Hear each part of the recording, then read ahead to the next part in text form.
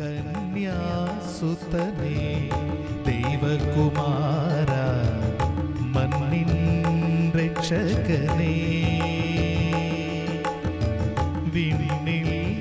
ക്രിസ്തുയേശുവിന്റെ നിസ്തുല്യ നാമത്തിൽ ശുഭസന്ദേശത്തിലേക്ക് സ്വാഗതം.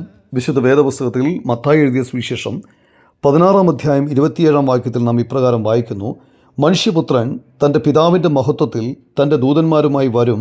അപ്പോൾ അവൻ ഓരോരുത്തനും അവനവൻ്റെ പ്രവൃത്തിക്ക് തക്കവണ്ണം പകരം നൽകും. സർവ മാനവരാശിക്കും വേണ്ടി കർത്താവായ യേശുക്രിസ്തു ക്രൂശിൽ യാഗമാക്കപ്പെട്ടതിനു ശേഷം 3-ാം ദിവസം മരിച്ചവരുടെ ഇടയിൽ നിന്നും ഉയർത്തെഴുന്നേറ്റു. ശിഷ്യന്മാരുടെ മുമ്പാകെ സ്വർഗത്തിലേക്ക് എടുക്കപ്പെട്ടു. അവൻ ഉടൻ മടങ്ങി വരാൻ പോകുന്നു.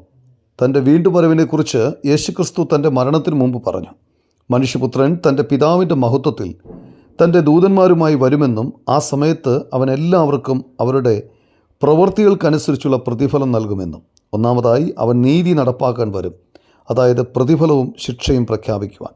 അവൻ്റെ നീതി മനുഷ്യൻ്റെ നീതിയേക്കാൾ മെച്ചമുള്ളതാണ്. രണ്ടാമതായി ഒരു മനുഷ്യൻ ഈ ലോകത്ത് എത്രമാത്രം സമ്പാദിച്ചു എന്നതിൻ്റെ അടിസ്ഥാനത്തിലല്ല, മറിച്ച് അവൻ്റെ പ്രവൃത്തികളെ അടിസ്ഥാനമാക്കിയായിരിക്കും അവനെ വിലയിരുത്തുന്നത്.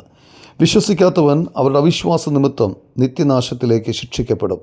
യേശുക്രിസ്തുവിൽ വിശ്വസിക്കുന്നവൻ അവനെ തങ്ങളുടെ ജീവിതത്തിൽ രക്ഷിതാവും കർത്താവുമായി സ്വീകരിച്ച് അവനോടൊപ്പം ജീവിക്കും.